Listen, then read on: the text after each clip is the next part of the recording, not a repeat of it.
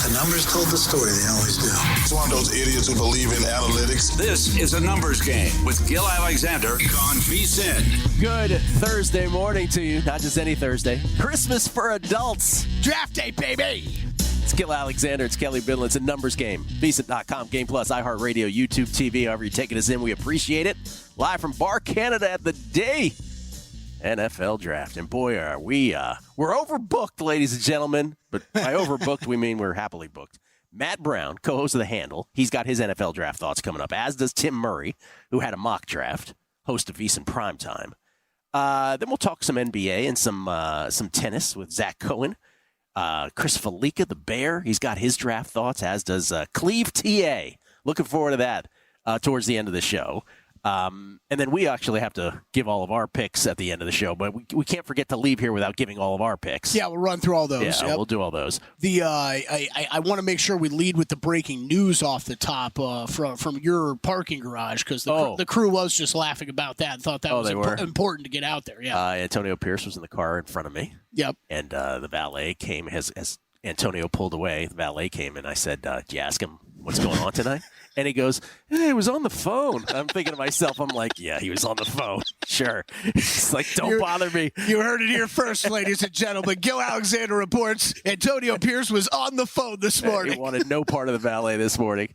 All right, we'll get to all of that. We got to start with two things. First, the Guardians update, and then last night in the NBA. Guardians update, not a good night for the Guardians. They get blasted by the Red Sox. They won 8 of their last 9. You're not going to win every night, I'm told.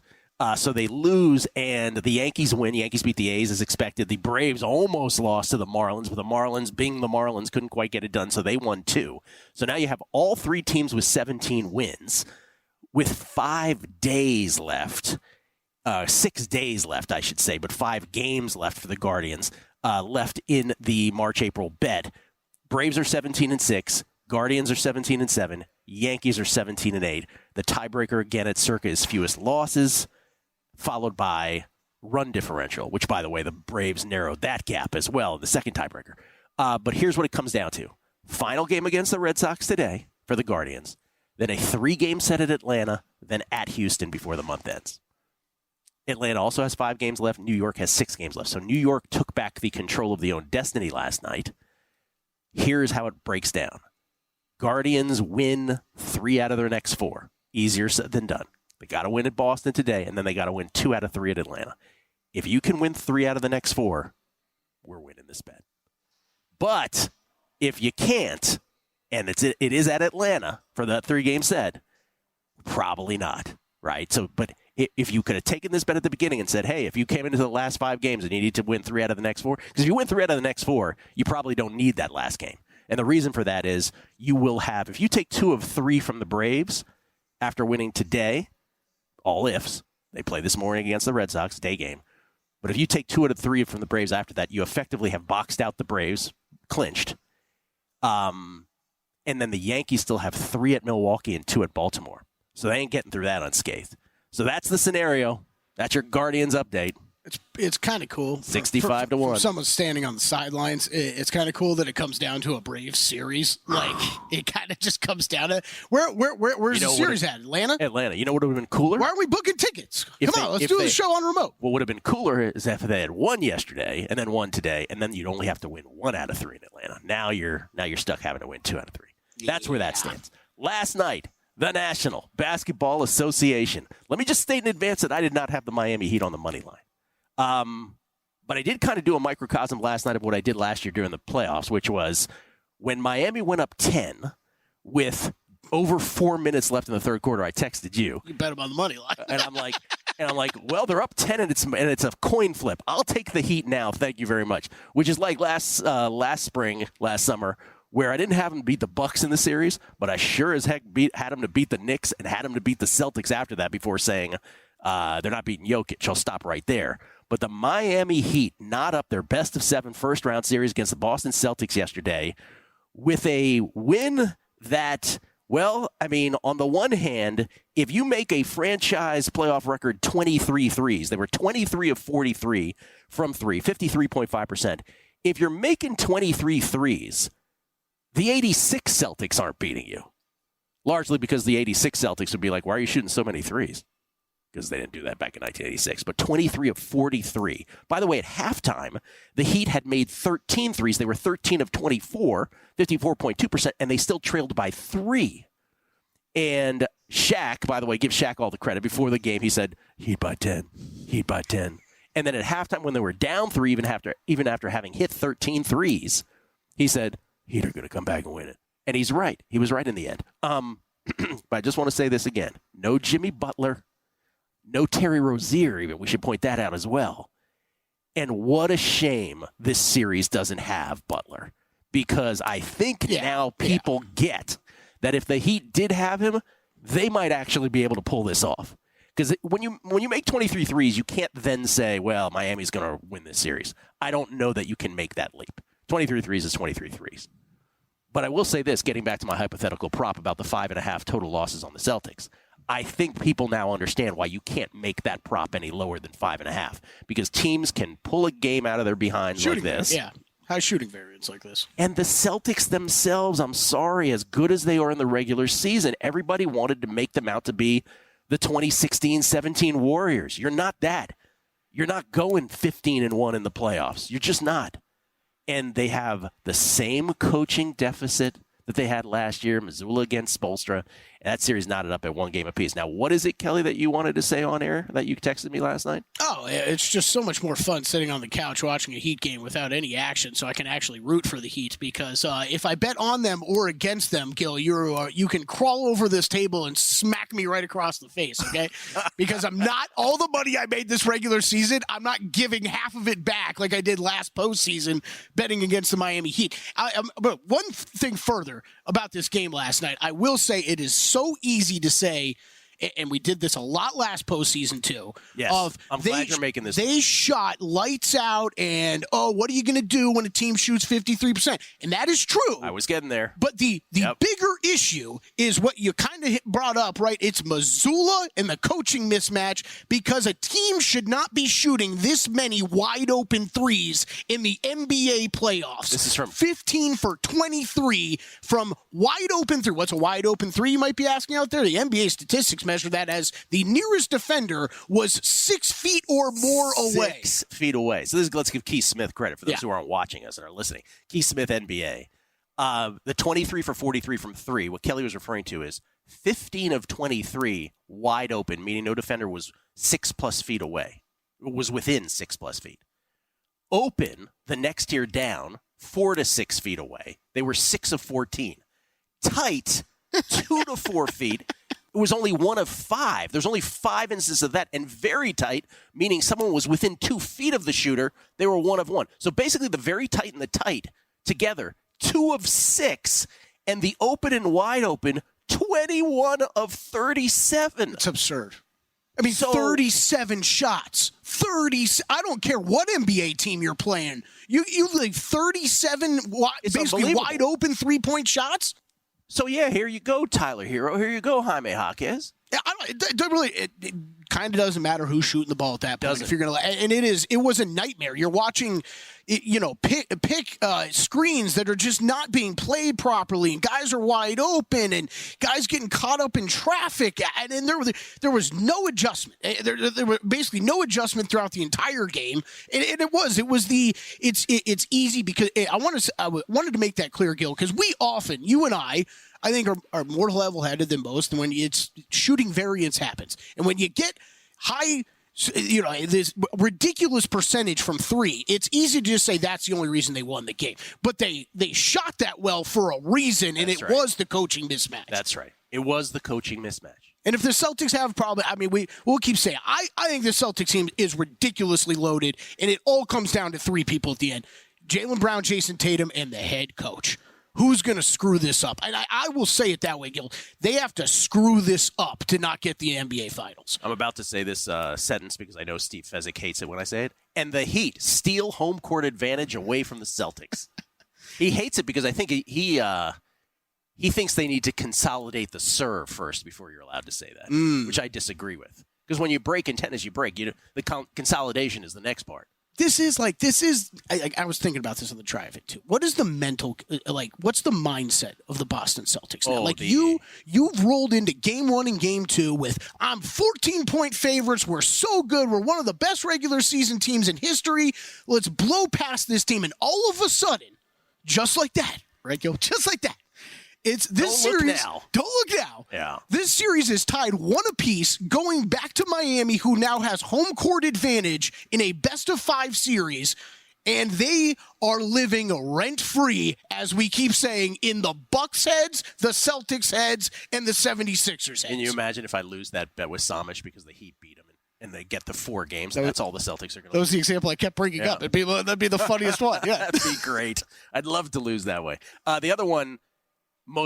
You all got right, meaning the NBA experts, which is the Thunder just had a trainer game in game 1. They crushed the Pelicans last night, take a 2-0 lead in that best-of-7 series. Tonight, I don't know how we're supposed to concentrate on these during the NFL draft, which is going to be all NFL draft coming up here after the break. But the Cavs and Magic for game 3, Cavs up 2-0. Magic favored by 2, Sixers favored by 5. They try to get off the schneid against the Knicks. And then the Nuggets are now 1-point dogs against the Lakers in game 3 as the Lakers try to get the first win of that series for them, down 2-0. Any play on any of these? Yeah, looking forward to talking to Zach more about these games. I don't have much going right now. If I wasn't invested in the Mavericks series price, I probably would be in on that side game 3 tonight. Just don't love it as much as I have in other spots. I'll probably be playing some Luka altovers on his points now that they are back home. Minnesota, Phoenix, can't wait to watch. Phoenix, hoping they take one, so my series over bet has some life. Mavericks tomorrow night, no? Yes. Okay, just want to make clear. We'll get Kelley on board. We're coming back. Matt Brown on the draft next.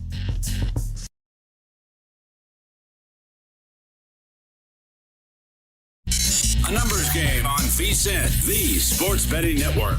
It is the NFL draft tonight, and it is a big exclusive night here at VSiN. VSiN's exclusive coverage starts at 6 p.m. Eastern with VSiN primetime host Tim Murray. Will be on the show a little later. Jonathan Montobel, special guest Mike Golick Sr., Mike Golick Jr. as they dive deep into the draft prospects and predictions, and then stay locked in for a special edition of the GM Shuffle at 8 p.m. Eastern, where former NFL exec Michael Lombardi and Femi Abebefe bring you real-time analysis of all the first-round picks. Michael will give his thoughts on every draft pick and trade as they happen. Watch this special edition of the GM Shuffle on VSiN, DraftKings Network, or on VSiN's YouTube page, and then cap off the night. We're not done yet.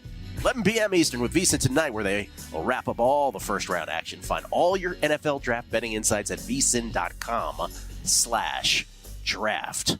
Sitting here texting with Drew Dinsick, before the show, largely because, and by the way, thanks to everybody who's also tweeting about, apparently the Washington Commodores have finally retired Darrell Green's number, 28.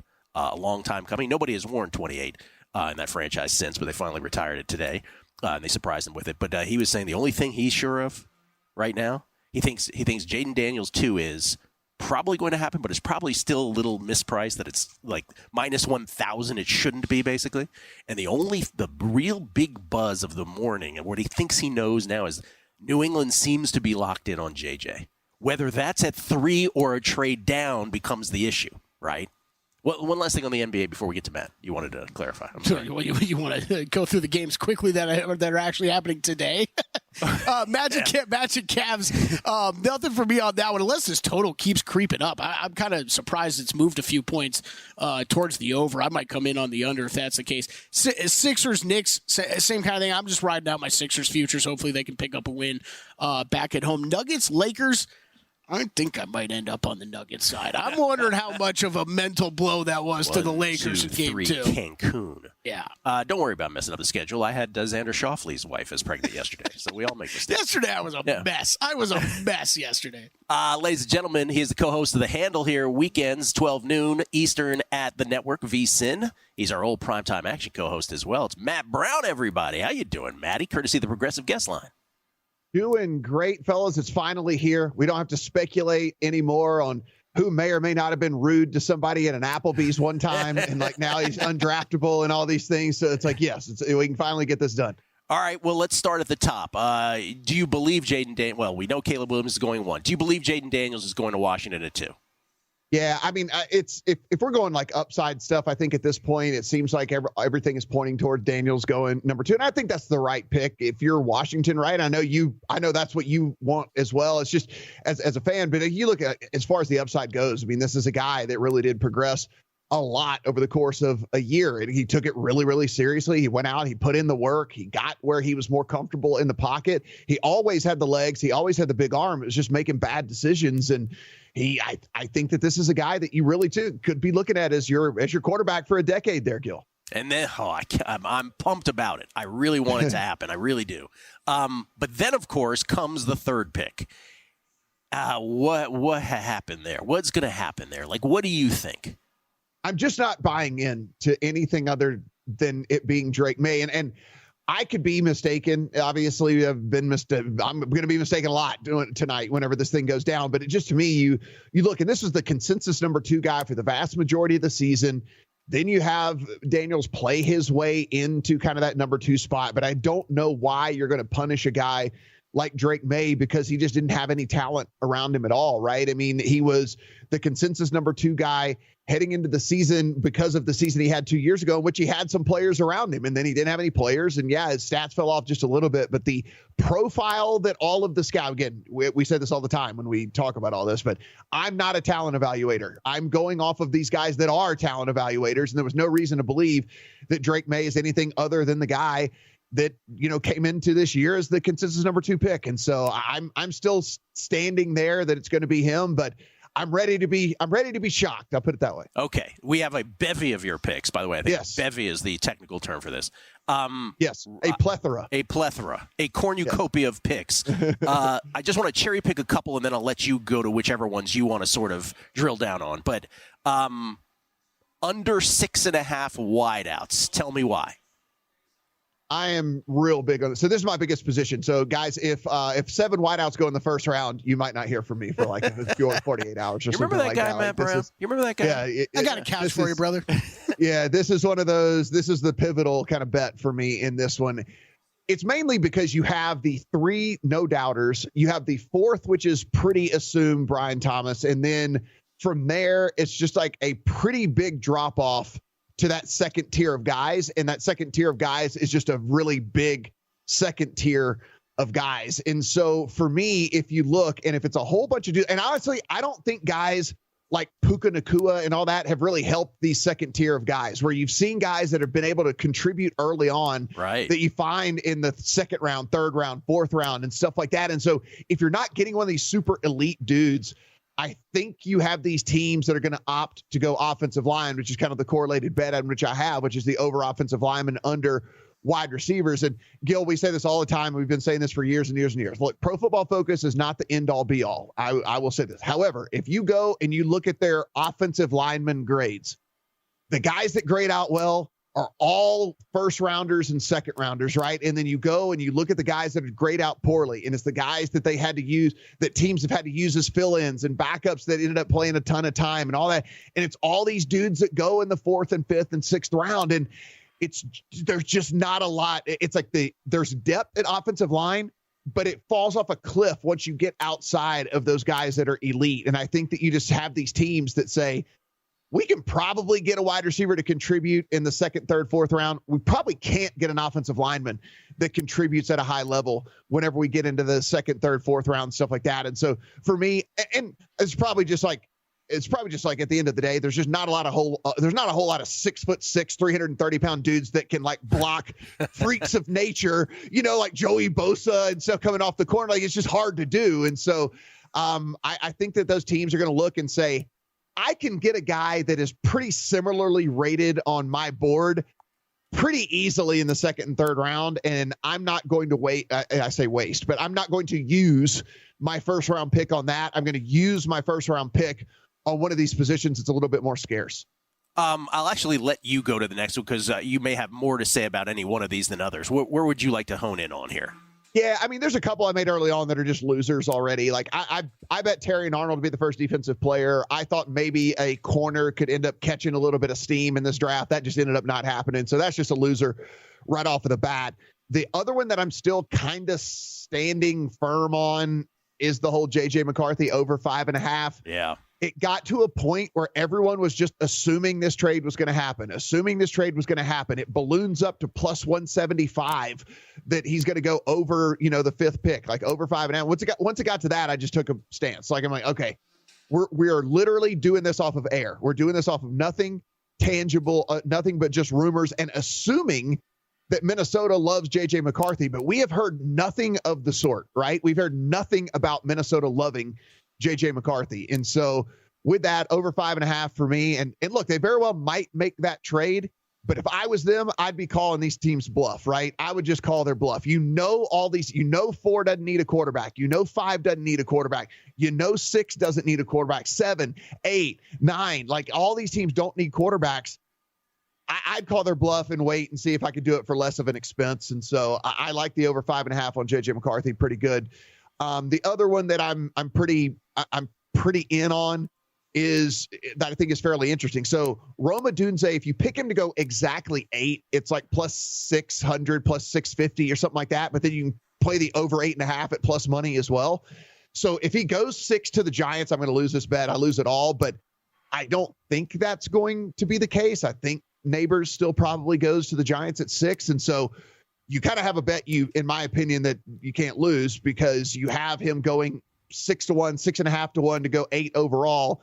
And if he doesn't, then the over 8.5 cashes for you at plus money. That's still available out there if people want to go that direction as well. And the other one that I think is just at least interesting for us to talk through is Cincinnati first position drafted, where everyone just assumes that they're going to take an offensive lineman, but they kind of have a little bit of a luxury here. And I put a little bit on them to take a defensive lineman, a little bit on them to take a wide receiver.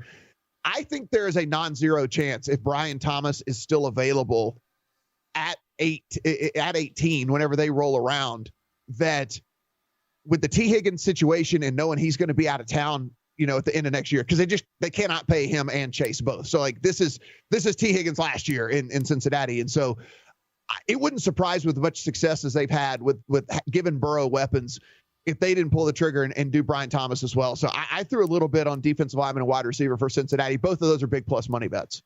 Matt, if we distilled it to one sentence, and not to say you can't overcome this, but your success or failure in this will come down to, will there be a bevy of trades or none at all, right? Somewhere in that calculus, Yeah, pretty much. And like honestly, the wide receiver thing is the crux of all this, right? I mean, like if teams at the end get wild and start taking some of these wide receivers, it's going to be a very, very bad night for me. That's for sure.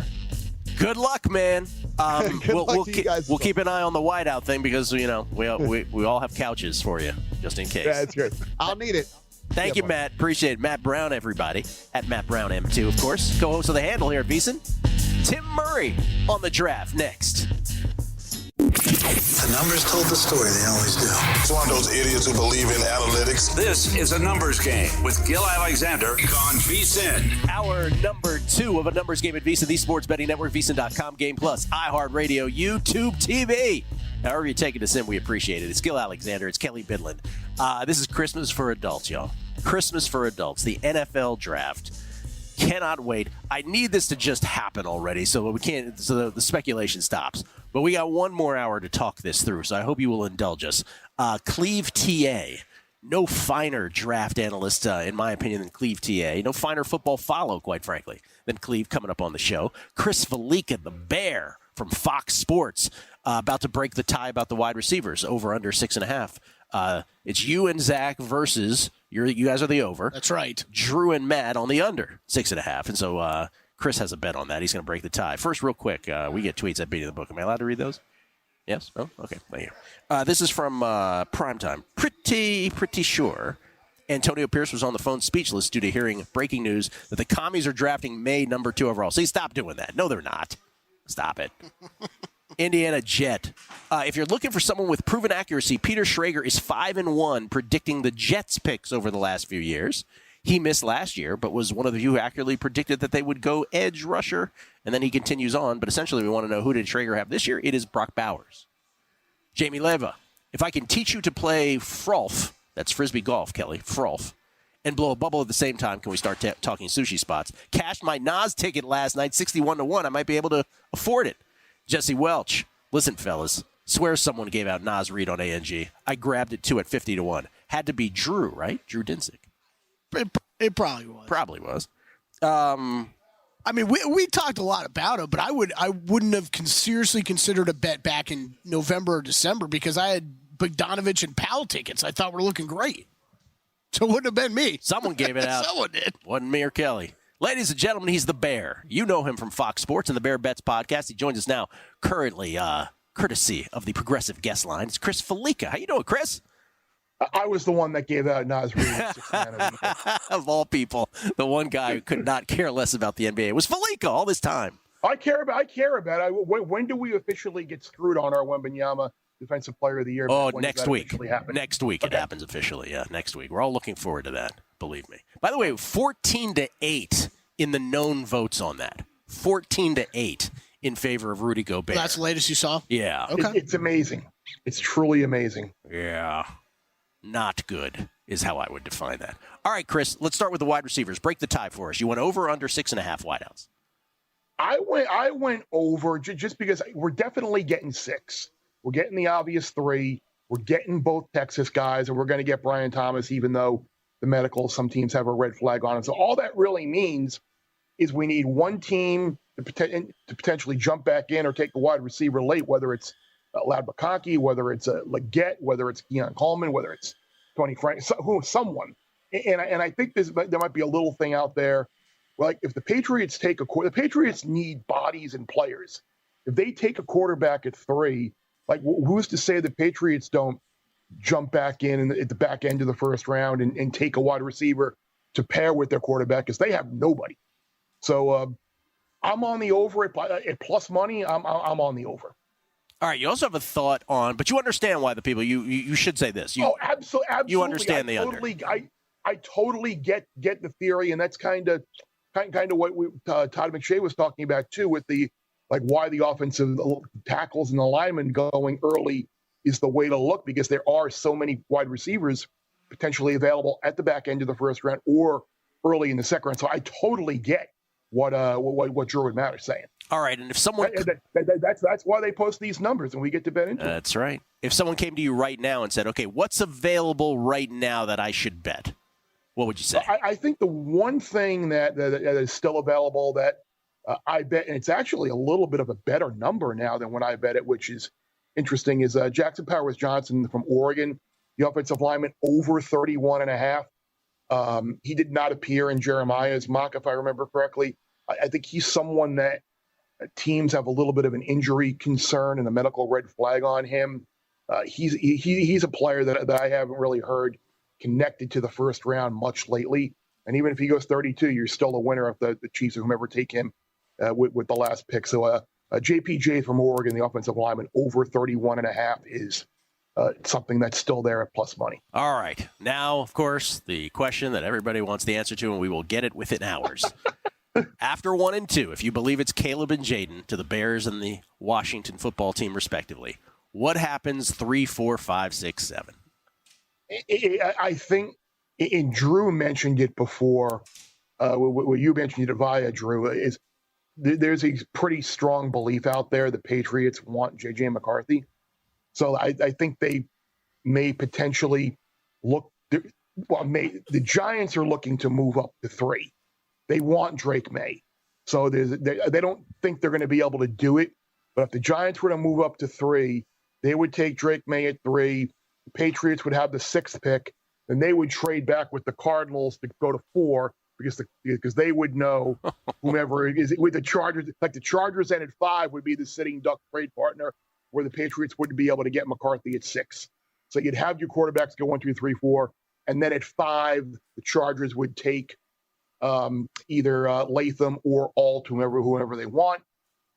6, then the Cardinals would get their wide receiver Marvin Harrison, and then at 7, the Titans would take whomever the Chargers didn't take at 5, Alt or Latham. So that's kind of what you're looking. But if you notice this, you're looking at a path of these wide receivers potentially falling a little bit to 8, 9, and that's something that I think you need to kind of, if you're trying to marry a pick to the Falcons and the Bears at 8 and 9, I'd be careful there because I think that's an obvious trade-up spot for teams 11, picking 11, 12, 13, 14 that maybe want an offensive lineman, maybe want one of the wide receivers that fall, maybe want Brock Bowers, who might still be there. So, and I think that's one of the things that, as a Jets fan, like I kind of think that Joe Douglas is a little bit worried about that. Like they're kind of just sitting there, and they may not even know right now who they're taking, because it's ultimately going to be who's left amongst Bowers, wide receivers, left tackle that they may have a plan for. So if one of their guys isn't there, don't even be surprised if Jets trade back a little bit too, because they don't have a second round pick. Okay, so just let me clarify that again.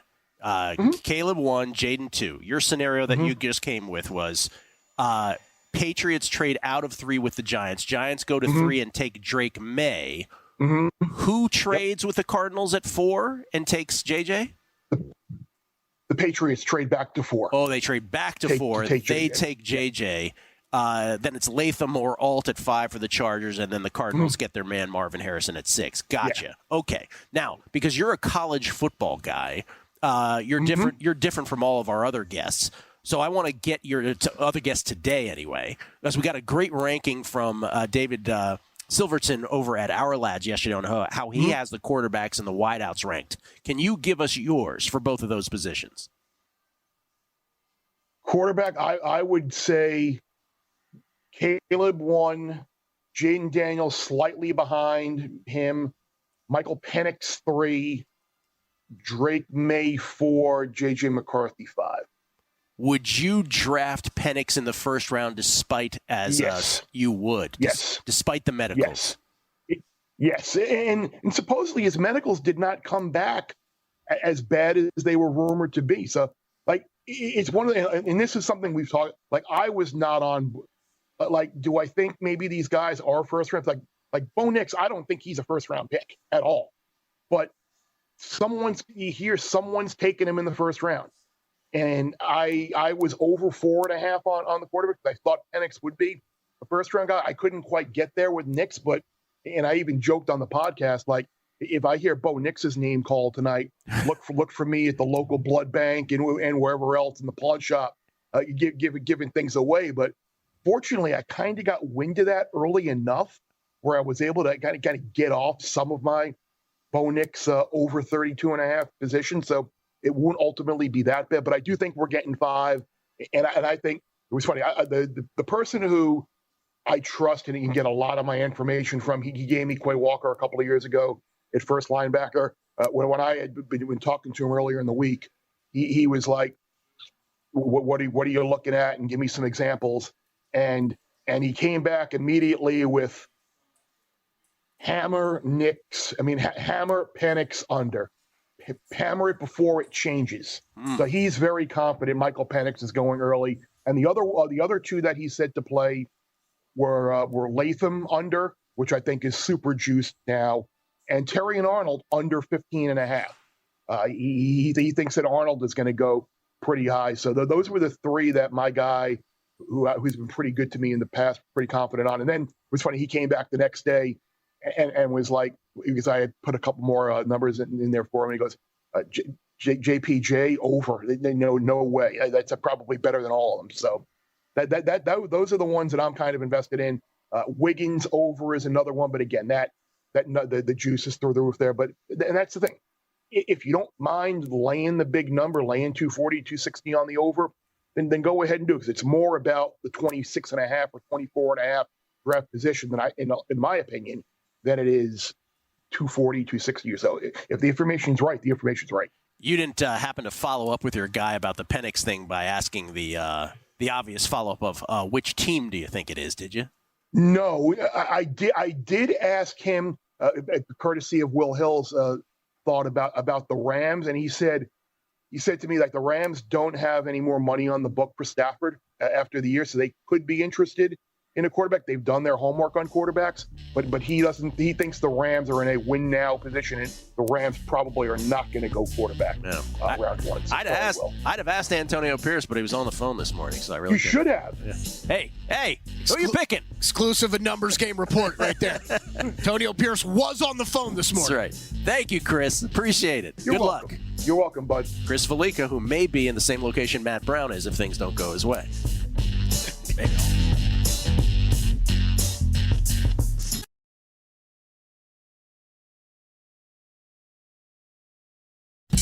A numbers game on VSiN, the Sports Betting Network. Gill Alexander, Kelley Bydlon, live from Bar Canada here at the D, downtown Las Vegas. Clevta, Clevta, kind enough to hang with us for a second segment here, courtesy of the Progressive Guest Line. I want to follow up on a couple things. The running back that you said that Dallas will pick is who again, Cleve? Trey Benson from Florida State. Okay, because my Cowboys buddy is texting me that they're obsessed with Jonathan Brooks.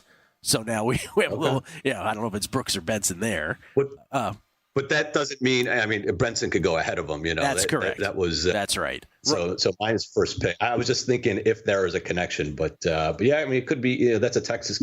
He's out of Texas, so they're close to him. But yeah, that's interesting. You said also off air. I want to say this too, but getting back to what we were talking about the uncertainty of this draft. What was the Peter Schrager line about about Kingsbury? Could you repeat that for everybody? Yeah, so Schrager, if you follow him, he's had these kind of off-season podcasts with a lot of the old NFC West guys with McVay and Kingsbury and Shanahan, and obviously Kingsbury leaving and going to Washington as their OC. He said this morning on air, he's like, I don't even know what they're going to do, and I'm as close to Cliff Kingsbury as anybody. They're like best friends, and so it's like if I don't know, then there's no way anybody else knows. So that's a similar feeling, that sentiment that I have with kind of my contacts. So that just kind of shows you how tight-lipped a lot of these teams are. Now maybe there's a leak at a team or two, but it's just, I think it's more of a league-wide thing right now that the teams are just not going to spill all the beans unless there's a real purpose behind it and they want you to know it, and then that's a different story, right? So it could be strategic on that end. Okay, let me rephrase all of this by asking this, because that gets back to what Drew was texting earlier. Like, yeah, Jaden Daniels to Washington is a favorite, but minus 1,000 is a little too high. So, okay, given the uncertainty of all of this, if I said to you right now, I'm like, all right, it's 24 hours from now, you ended up with either a very small win or a very small negligible loss in this draft, would you take that right now? I wouldn't, only because, I actually don't have as much risk right now. I think with the lower limits all over the place, and just I'm only taking big minus money wagers if I have concrete information. That's how I've always treated the draft. So I won't speculate and take a long kind of a big minus number. So everything I have is pretty much plus money. Okay. And so I'm sure it's fine to take a small win, but I don't have enough risking. Even if I lost every single wager that I've taken, it's not going to really kill me. Okay. This isn't if this is week 5 of the NFL and I lost every game, I would take a major bath. This isn't even. I would say in terms of risk, this is like a Thursday night and Monday night game combined, sort of, that in terms of amount of money at risk. It's not that much. Okay. So, to me, I'll take my chances. I just want to get the perspective on that. Okay, so then what are your biggest positions of the ones we haven't mentioned? Yeah, and again, like I said, big positions is kind of relative, but the couple that I mentioned that I liked already, and then I'll add. So I have Nate Wiggins, first cornerback at 40-1. You can see I take a bunch of longer shots. He's down to 16-1. This tells you how flimsy the market is. I tweeted it yesterday, and it plummeted immediately just because it doesn't take much to move these lines. I wouldn't take it at 16-1, but I took a long shot there. I do like his under draft position. You can find, it depends on the book, but anywhere from 26.5 to 28.5, and 27 is a big number. That's Arizona. They could use a corner, but you can get 26.5 under at plus 211. He's falling in many people's eyes because he's very thin, but he ran the fastest 40 at the combine amongst cornerbacks. He's 20 years old. Comes from Clemson. I profile, I've got a whole database, and we can talk about, historical trends and those sorts of things. But this type of profile, teams will overdraft a very, very fast guy like this. We see it all the time. I mean, the Raiders used to do it all the time, right? They did it with Henry Ruggs a couple of years ago. So I'm just taking the chances that there's enough teams that need it, that have a need. The top of the cornerback market is not, Mitchell and Arnold are fine, but they're not elite guys. So there's just not enough separating. I mean, DeJean is a, hybrid safety cornerback. He might move positions. So there's enough wiggle room there for me that I think he can go under, and then, like I said, the long shot with him first cornerback off the board. Otherwise, I like to take a look at teams matched up in terms of the first position that they're drafting. Again, lower limits, but you can get some really nice numbers. I'd like the Ravens to take an edge or defensive lineman at plus 500. I got that this morning. My thought process there is that they do need an offensive lineman really badly. But the offensive line position, especially at tackle, is so deep and the edge rusher is so weak, it drops off significantly at the end of round one, that they'd rather just kind of, draft, horizontally and take the edge rusher or defensive lineman at the end of the first round, and then come back with a lineman in the second round on the offensive side, because just kind of the value perspective. So that's one. My Browns, I have a plus 500 to take a wide receiver first. They don't pick to pick 54. But they're at 500 last week. It's 250 now. I would still take that. I think it's between a tackle and a wide receiver. They only have Jerry Jeudy really under contract next year. And that's one thing, that I think people should look at if you're looking at, these types of wagers at the end of first round. Don't look at necessarily what their roster looks like today. Take a look at who's under contract for next year, because especially at premium positions, because a lot of these playoff teams and these GMs, they have job security. They don't need to necessarily draft for need today. They have to plan ahead, especially when you have a quarterback with a huge contract. So that's a situation where, you might think the Browns are set a receiver because they've got a couple of guys, but Amari Cooper doesn't have a contract. Elijah Moore doesn't have a contract. Cedric Tillman, who was their third round pick last year, wasn't very good. So I think wide receiver is a good spot for them. And then the last one I like is Carolina, first pick to be an offensive lineman at plus 175. That's the second largest, or that's the second favorite behind wide receiver. And it's funny because only reason wide receiver is favored, I think, is because of Xavier Leggett. I don't know if you saw this. So they have the 33rd pick. He came on a podcast a few days ago and said that the Panthers said that they would take him if he's there. I love that. Which is funny. And so his over-under, I think, went from 41 to 33, which is where they pick. And that became the lead, the favorite in terms of position group. But then, I told some buddies when I heard that, I started laughing. I said, well, I'm sure they tell it to 20, 30 different guys. Like, of course, that's just like a common thing. And Dave Canales, the head coach, was asked about it yesterday at a press conference. And that's what he said. He's like, I probably told that to 30 other guys too. So, that one I think has value because offensive line is a huge need for them. And I don't think that they're necessarily going to take Leggett there. So I think that one has value too. So those are just a couple of them. I like that. That's like that girl said hi to me. Like you're the only person she said hi to. Real quick, you mentioned the thing about the trends, and I've seen you throwing this out. How much do you rely on your historical stuff? Yeah, so I think for me, like in order of hierarchy, how I look at some of these draft wagers historically has been, if I have concrete information, like that's automatic bet, right? Like this is fire as much as I can. If I don't, if I'm absent that, which is happening a lot this year, I look at, I've gone back, I've got a database going back, 30 years.